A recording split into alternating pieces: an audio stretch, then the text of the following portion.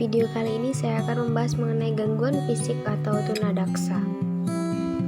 Tunadaksa adalah ketidakmampuan anggota tubuh untuk melaksanakan fungsinya disebabkan oleh berkurangnya kemampuan anggota tubuh untuk melakukan fungsi secara normal akibat luka, penyakit, atau pertumbuhan yang tidak sempurna. Karakteristik anak tunadaksa. Yang pertama ada karakteristik akademik. Pada umumnya, tingkat kecerdasan anak tunadaksa yang mengalami kelainan pada sistem otot dan rangka adalah normal, sehingga dapat mengikuti pelajaran yang sama dengan anak normal.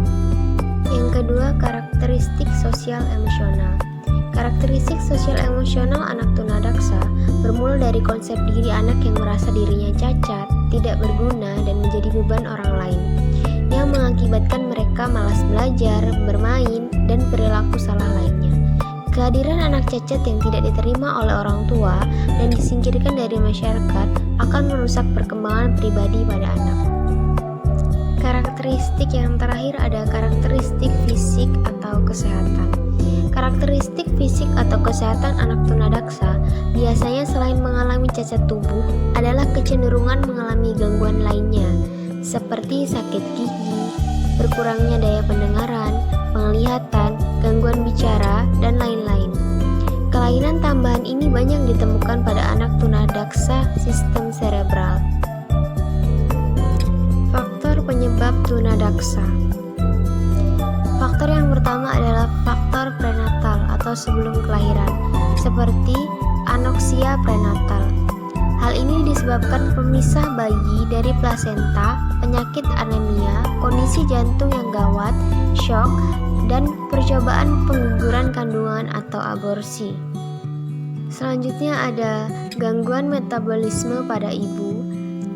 Kemudian selanjutnya ada terkena radiasi. Radiasi langsung mempengaruhi sistem syaraf pusat sehingga struktur maupun fungsinya terganggu. Selanjutnya ada ibu mengalami trauma atau kecelakaan. Trauma ini dapat mempengaruhi sistem pembentukan syaraf pusat. Misalnya ibu yang jatuh dan mengakibatkan benturan keras pada perutnya, dan secara kebetulan tepat mengenai kepala bayi, maka akan mengganggu sistem syaraf pusat. Yang terakhir ada infeksi atau virus. Infeksi atau virus yang menyerang ibu hamil akan mengganggu otak bayi yang dikandungnya. Faktor penyebab tunadaksa yang kedua adalah faktor neonatal atau saat lahir. Yang pertama ada kesulitan pada kelahiran karena posisi bayi sungsang atau bentuk pinggul ibu yang terlalu kecil.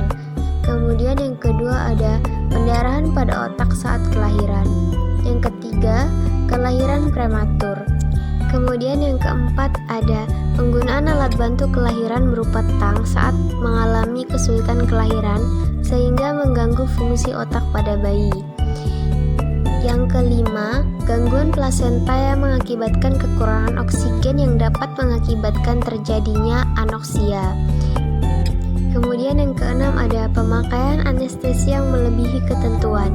Pemakaian anestesi yang berlebihan ketika proses operasi saat melahirkan dapat mempengaruhi sistem persyarafan otak bayi, sehingga otak mengalami kelainan struktur ataupun fungsi. Faktor penyebab tunadaksa yang terakhir adalah postnatal atau setelah kelahiran. Faktor yang pertama ada penyakit seperti meningitis atau radang selaput otak. Kemudian yang kedua ada faktor kecelakaan. Misalnya kecelakaan lalu lintas, terkena benturan benda keras, terjatuh dari tempat yang berbahaya bagi tubuhnya, khususnya kepala yang melindungi otak. Kemudian yang terakhir ada pertumbuhan tubuh atau tulang yang tidak sempurna. Yang terakhir kita akan membahas mengenai aktivitas siswa dengan gangguan tunadaksa. Aktivitas pertama yang dapat dilakukan anak dengan gangguan fisik atau tunadaksa adalah menulis. Kemudian yang selanjutnya ada melipat, seperti melipat origami atau yang lainnya. Selanjutnya, siswa dengan gangguan fisik atau tunadaksa juga dapat melakukan kegiatan seperti melukis, membuat kerajinan, dan lain sebagainya. Sekian video dari saya ucapkan terima kasih. Wassalamualaikum warahmatullahi wabarakatuh.